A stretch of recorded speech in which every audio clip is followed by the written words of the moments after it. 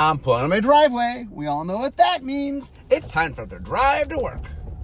Okay, so today's topic comes from... recently, I was at San Diego Comic-Con. I just did a podcast on it where we introduced stickers, that Infinity was doing stickers. And there was an interesting response from the public. Some of the people were very excited. They're like, ooh, we get to use stickers. That sounds a lot of fun. And some players were like, wait, I play a legacy format. So you're telling me that, it's possible that when I play a game, I could use an effect that steals my opponent's creature, and that creature could be capable of stickering things. And it's possible that I have a legal target for those stickers. So you're saying every game I play in Legacy, I have to bring stickers? So today, we're going to talk about something we use in R&D called the use case. And I'll talk about how it applies to stickers, and I'll talk how it applies to a whole bunch of other things. But it is an important tool that I've never talked about. So one of the things I like is when things pop up, I'm like, oh, here's something I've never talked about. Okay, so what a use case is so imagine we had omnipotent powers. We could see everything. Or is that omniscient powers? Anyway, imagine that we could watch and see every Magic game that was ever played. And we had a little clicker so we could count. So first, we click it every time we see someone playing a game with Infinity cards that use stickers, and it's like, oh, I want to be playing with stickers. I'm happy to be playing with stickers. You know, this is something that I'm opting into. And we click every time someone does that. We click that. Option B, or scenario B, is somebody's playing a legacy game. They, in their deck, have the means to which to steal an opponent's card. The opponent plays not just a stickering card, but a stickering card capable of stickering while on the battlefield. Most of the sticker cards, you guys don't know this, but most of the sticker cards are enter the battlefield effects. Like, they're one-time things. So stealing them once they're already there isn't going to mean anything. So let's say you're stealing something. Now, we showed off a card called Wicker Picker that has kicker sticker. Or sticker kicker, sorry, it is sticker kicker. So the idea is that is a card that could allow, if you had control of it, would allow you to sticker other things, the things you control. So you can steal it. They have a card that is able of producing stickers while on the board, and then there's other legal targets for it. And every time that happens, we click the clicker. Okay. This is basically the idea of use case, which is anything we do, there is different ways to use it. There's different uses that's going to happen. And what we have to weigh is how often is one particular case going to happen versus another particular case. So in the case of stickers, how many times will people playing stickers, they're playing them because they enjoy playing stickers? That's going to be a lot. That's going to be, thousands and thousands of players. Okay, how many times in a legacy game, or vintage, I guess, legacy or vintage game, an eternal game, but a competitive tournament game. So in a legacy or vintage game, will somebody have the means to steal a stickering card that's capable of stickering while on the battlefield and have a legal target for the stickers? Meaning, how often would you have a opportunity where you're not playing stickers, but you would somehow need stickers? And that is a small number. I don't know exactly how many, but I had trouble believing it would go past double digits, but it's a small number. It just requires a lot of conditional things to be going on. And so what that means is the use case of the first is magnitudes louder than the use case of the second. So when you're designing, the whole reason use case is a thing is you have to understand what is the more likely way that it gets played and what is the less likely way.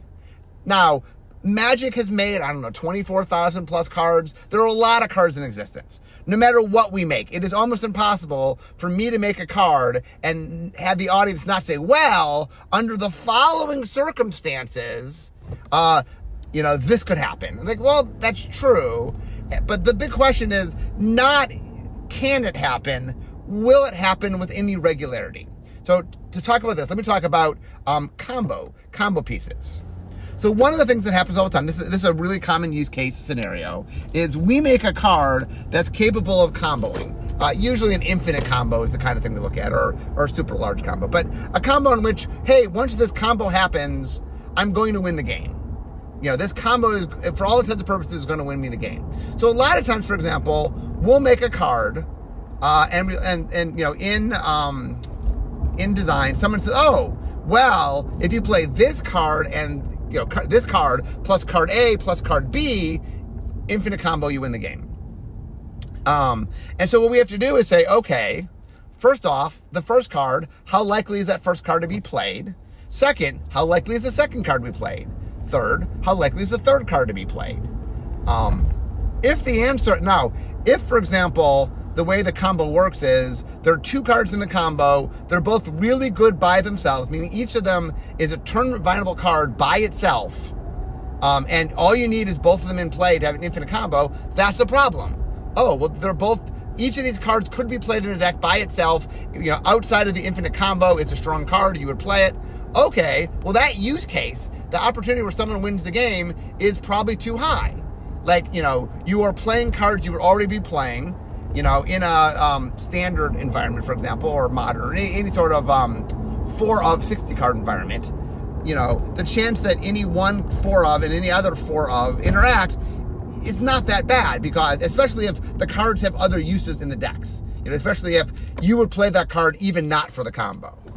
But let's say that, it's a 3 card combo, and 1 or 2 of the cards are really not at all worth playing except for the combo, meaning you would never play them in the deck if the combo couldn't happen. So what starts happening there is the use case of that goes down a lot. Now, will it ever happen? Of course it'll happen. There'll be slower games, like Commander tends to be a slower game, but also Commander, because there's more opponents, there's more means by which to deal with combo pieces.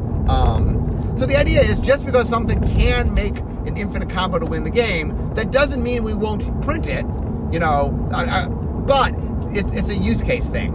How often will that happen? How often, and if a big thing about use case is looking at viability, something play design does all the time. How viable is this strategy? How often is this strategy?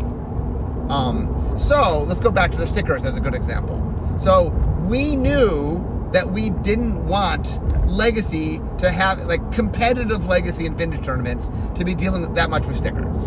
So one of the things we did is, the way the stickers work is, if you're playing a constructed, you bring 10 sticker sheets, 10 unique different sticker sheets, and then you draw 3 at the beginning of every game.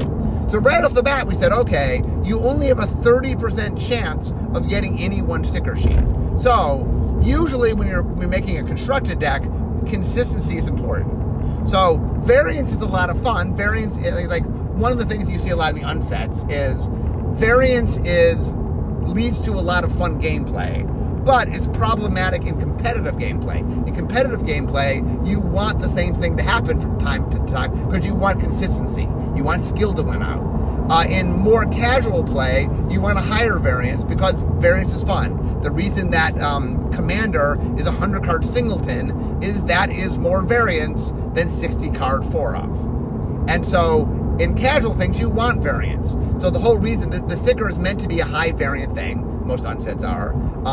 And so what we're trying to do is, here's a fun experience that's very random. And by adding in the randomness, by raising the variance, it makes it so that Legacy and Vintage less want to play the cards. So there's a lot less reason for you, the competitive Legacy or Vintage player, to play the cards. And not only did we add in the variance on the sticker sheets, but we also costed them such that they aren't going to be, we costed them so that the power level of the sticker cards, or cards that care about stickers, is lower than the average of where Legacy sits. We in fact had, so Carmen Handy was on we had a team deciding what was going to be Acorn versus Eternal. And Carmen's whole job is to say, oh, this could cause a problem in competitive Legacy or Vintage. Let's pull back. Let's make this Acorn not Eternal. Let's add cost to this. A lot of times I would go to Carmen and say, what do you think of this card? And she's like, well, I don't think it's going to play in Legacy, but could we add a mana to it? That way, I'm positive it won't be legacy with one more mana added to it. And we did a lot of that. That a lot of the costing of things that were eternal in Infinity was to make sure that they are geared toward the casual fun play and not the high-end competitive play. Like one of the things, once again, a lot of times what you find is when you introduce something to one group, you introduce it to another group. Okay, if we want to make it Eternal Legal, which is what it needs to be Commander playable, that means you introduce it to Legacy and Vintage. But by using use case to figure out how to do things, we can adjust them. Okay, so let me give you another example. Die rolling in Adventures in Forgotten Realms. Okay, so we're doing a tie to Dungeons and Dragons. And Dungeons & Dragons is iconically connected to both the 20-sided die and to die charts. It's a very key part of Dungeons & Dragons. So for those that have never played Dungeons & Dragons, it's a role-playing game. And the way you determine whether things happen or not is through die rolling. And the most iconic die of Dungeons & Dragons is a 20-sided die. You do roll other-sided dice in Dungeons & Dragons, but the 20 is the most iconic. So we decided we want to have some die rolling of 20-sided dice, or a singular die, and then there's a chart. But the problem we ran into was a use case problem, right? So what we said is the use case we wanted was, little Timmy or Tammy is just having fun, and it's what's going to happen? I'm going to roll the dice and see what's going to happen. It's exciting and fun, and I rolled a natural 20. Ooh, look what happened. But the use case we didn't want is, it's a pro tour or some high caliber event, and it comes down to this last moment, and the person's going to be rolling a 20-sided die, and what they roll determines whether they win the tournament, right? We want the tournaments based on skill, so the idea of a tournament being decided by a die roll, the optics of that is horrible, and it would make players feel bad. So okay, that's a use case we don't want, but the other use case we do want. So a lot of the things is figuring out your use cases, and the reason you figure them out is, okay, what can we do to minimize that? So for example, with dice rolling, we said, we so want to minimize a crucial moment happens where you're rolling a die in a competitive play, we really are careful on how we design the cards. We kept them sort of, the variance wasn't as high. We did do a couple roll a 20 something happens, but those are very infrequent to happen. And so what we did is we designed them such that we didn't push them. They weren't. We didn't make any of the die rolling cards things that we thought a high end tournament player would play. And we sort of squished the outcomes so that the differential between usually the way they work is there's like a 1 to 9, like a 10 to 19, and a 20. The 20 can be a little bit splashy. That doesn't happen enough, and it's inconsistent enough that it's not going to make people play the card for it. And the difference between the low roll and the high roll, we want to make sure that is different enough that it means something, but not so different that the variance is too impactful in a way that causes the negative game experience. So the key is we look at the use case and say, okay, this is where we want people having fun. This is where we think it's a good use case. This is where we think it's a bad use case. And then we lean in that direction, and we can take steps to make one use case happen more than the other. That's the whole idea behind a use case, is for you, the designers, to understand, the way I like to think of it is, let's think of the multiverse of madness. The idea of there's many different worlds and many different outcomes. I should find it. I'm talking magic. So when I say multiverse, you think of a magic multiverse. In this particular case, I mean, one of the ideas of time travel and stuff is that there's a multiverse, and that every decision that gets made veers off into a different world. And so there's a whole host of worlds that's like our world, but slightly different because slightly different choices got made. So in that sense, we want the use cases is kind of like looking at parallel worlds. How do we get to the different places? What could happen? And then we take steps in the design to push toward the use case we like and away from the use case we don't. Okay, now it's important to understand that sometimes the use cases are very extreme. We understand that stickers is a very, that's us pushing boundaries. Okay, we get it. You know, I mean, right now, for example, there's a lot of the legacy players are upset by the concept of stickers. Even though we took all these steps to ensure that the chance of stickers meaning something meaningful is super, super low, just the existence of them is a little off-putting. Same with die rolling. When die rolling came to, you know, to a premiere set, there was a lot of like die rolling, you know, that had long been just an unthing, that hadn't been something we did in normal sets. So when the differential is something that is high, you know, we are more willing to sort of push apart the use cases. But let me give you an example where the use cases were a little closer. Okay, so double-faced cards first showed up in Innistrad. They came about because we were trying to figure out how to do werewolves. And as the story goes, Duel Masters, Tom Lapilli was on the Innistrad team. He had worked on a Duel Master set. Duel Masters had done double-faced cards, and so we knew we could print them. And anyway, the idea came in, and it was a cool idea. But we knew that the concept was controversial. I mean, internally, when we were making the cards, so I did the design, handed off to Eric, who did the development. This is pre-vision design, set design days. And Eric got a lot of pressure internally to take them out of the set. There were a number of people, and not an insignificant number, that were like, this is so fundamentally not what Magic is. Magic cards have a back, you know. There's all these logistics. How do we draft? Like having double-faced cards really brought a lot of issues. And one of the things that's tricky is, hey, the reason we made double-faced cards is we thought there was an audience for them. You know, the reason I put them in the set was I thought the majority of the audience would be very excited by them. That it would be a big plus to the set.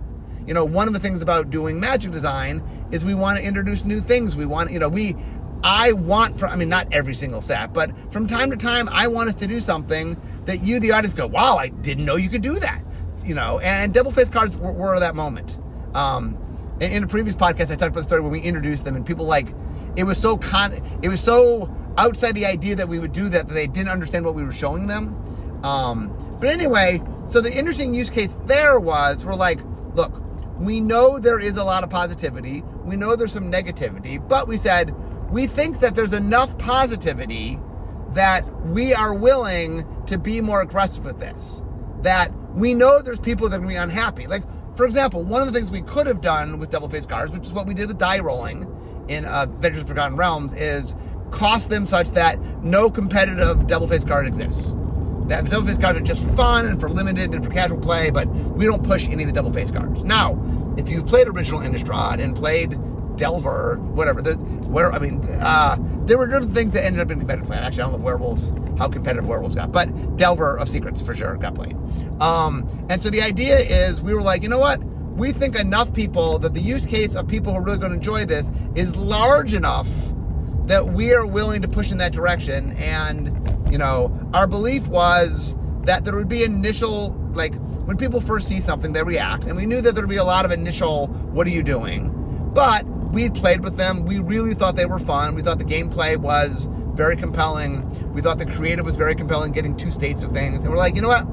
We believe when the players get play with it, that the audience, that, you know, the use case for enjoyment is going to really outstrip the use case of unenjoyment.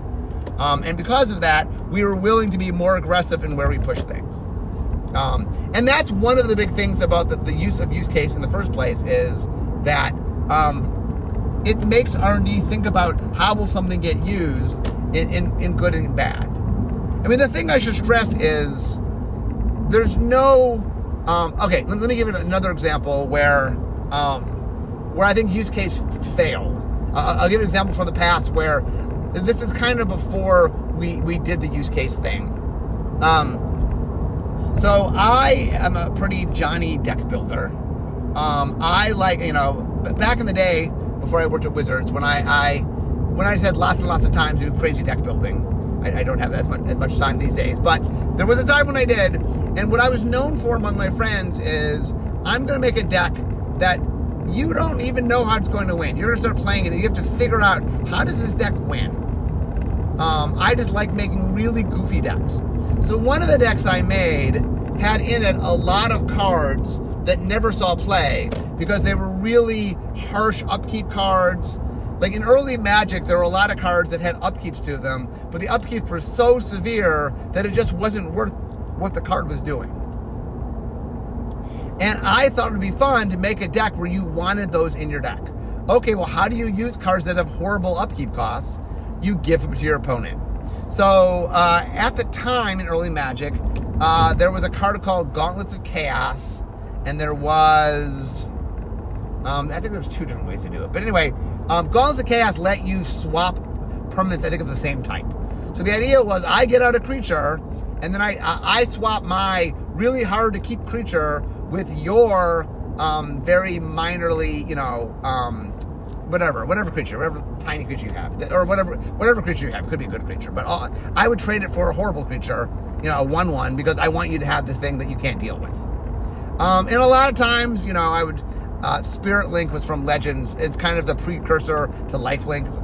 But it's different in the fact that you, the owner of the enchantment, get the life, not the creature. So like I would give you a horrible creature, but then Spirit Link it. So even if you hit me with it, I gain the life. So I offset the damage. So you couldn't really harm me with it, but it was harming you. Anyway, I had endless fun with that deck. So when I was making cards, I guess in sometime in Urza Saga block, I made a card called Donate. And the idea of Donate was, you can give one of your cards to your opponent. And I just wanted to do I thought it was a lot of fun to give bad cards to the opponent. And I'm like, okay, let's make a card that lets you do that. And when I made the card, I wasn't thinking through all the use cases. I was thinking through one use case, which is I'm making a goofy deck and I'm giving you things you don't want to have. And that use case, the sort of casual, fun, goofy, I'm like, okay, that's great. What I didn't think through, and part of this had to do with, we now have a very developed play design team. Before that, it was a development team, meaning we had people who are former pros that are really good at analyzing and breaking down and really understanding, how a card could be abused. Back during Urza Saga block, is not, if you've ever seen Urza Saga block, development/play design was not our strong suit. So there wasn't anybody really saying, what is the dangerous way to use this card? So we print the card. So the way the card got used, it got abused in a couple of ways, but the major one is there's a card called Illusions of Grandeur, I think from Ice Age. I think it's from Ice Age. So it was a blue enchantment that when it entered the battlefield, you gained 20 life. And when it left the battlefield, you lost 20 life. I'm not quite sure why it's a blue card. But anyway, but the idea is you temporarily gain life as long as you had the card. So the way it would work is you would play this card, gain the 20 life, trade it to the opponent, and then you would get rid of it. And they would lose 20 life. And this was in a format where the opponent had 20 life, so it was a kill condition most of the time. And so what happened was I had made a card for one use case, but the more used case, the larger use case was something different. And because I hadn't sort of thought through that I hadn't done the homework of understanding all the use cases, I made something that sort of got abused in a way that wasn't my intention. And that, like I said, that is why the concept of use cases is so important, which is you got to look at a card and say, how might people use this card? How do we expect people? And when I say card, mechanic, theme, you want to look at it and think about how are people going to use it. Now, it is not, like I said, no matter what we do, there are, sort of use cases that will upset people. It's not a matter of do they exist, they always exist. It's a matter in what volume they exist. Going back to the legacy sticker thing. It's not as if it can't happen. But it is, I'm playing, for example, where we really care about it is in more high-end legacy, like in a tournament. So, for starters, we costed stickers so that they're not super viable in tournaments. So, the idea that I'm playing a competitive game and I play my opponent, let's assume I have a stealing effect. There are some good stealing effects, so maybe I have one. But the idea that my opponent in a competitive legacy play, game is playing stickers in the first case is not high. Stickers were not made to really be competitive. And even then, they have to be playing a handful of the sticker cards, because a lot of sticker cards, like I said, are into the battlefield. So not only do they have to be playing stickers, they have to be playing the right stickers, and there's only a handful of those cards that sitting on the battlefield.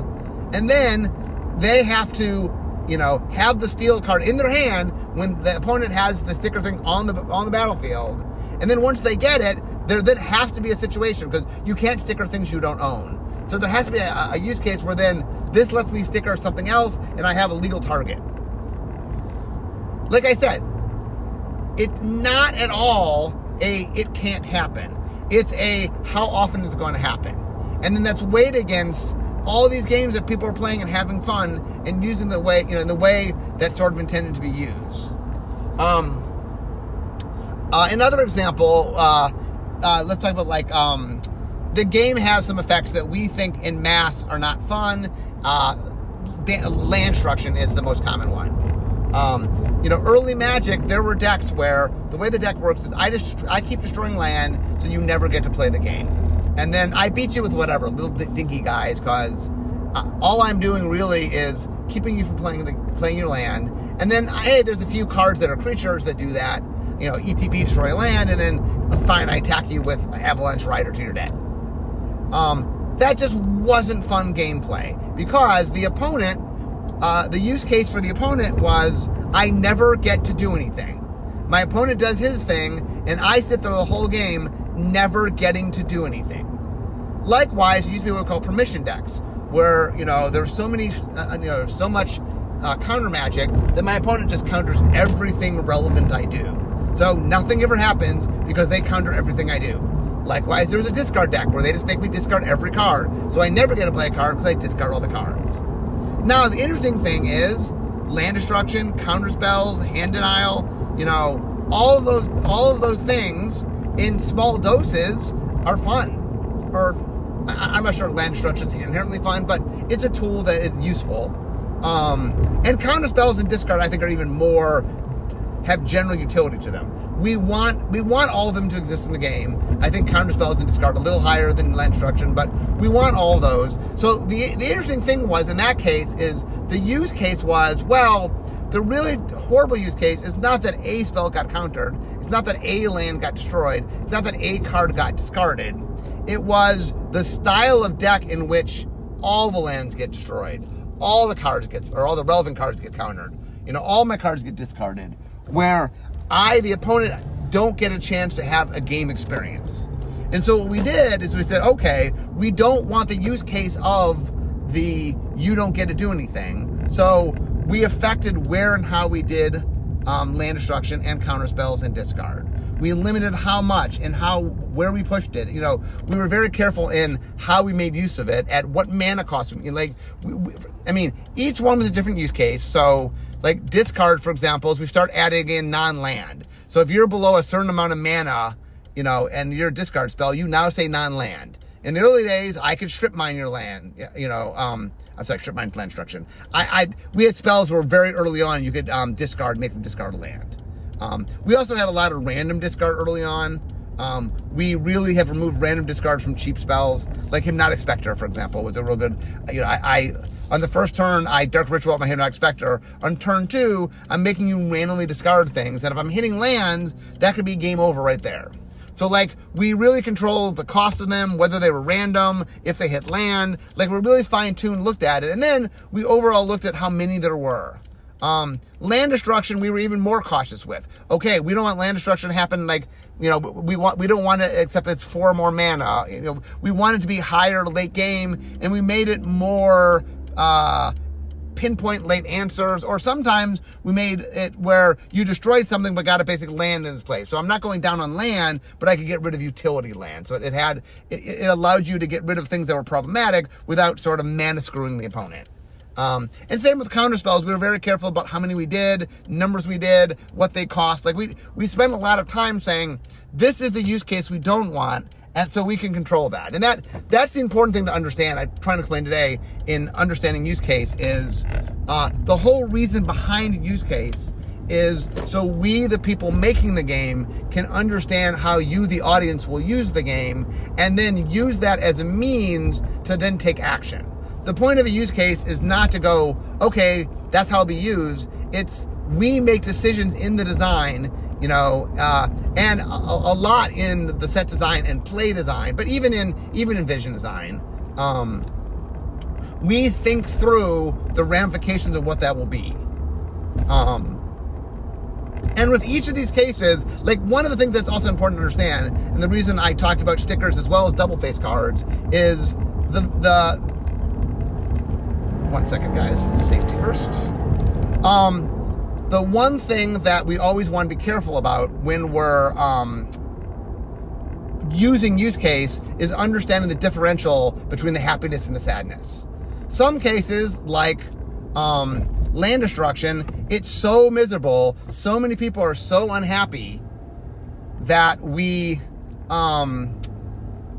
what we do is we are very conscious about, look, we don't want the use case to happen. We do not want you having a deck where all you do is destroy your opponent's thing and the opponent never gets to play. That is such a bad use case that we take a lot of steps to avoid it.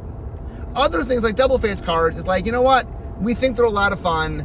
Occasionally will be someone who doesn't like the logistics of it, wanting to play in a tournament where they have to play it because it's a good card. Yes, that will come up. But we think the differential is high enough and that the amount of unfunness, you know what I'm saying? Like, one of the jobs of use cases or design in general is unfun is not of equal value. You know what I'm saying? Like, there is different levels of things being upsetting to people.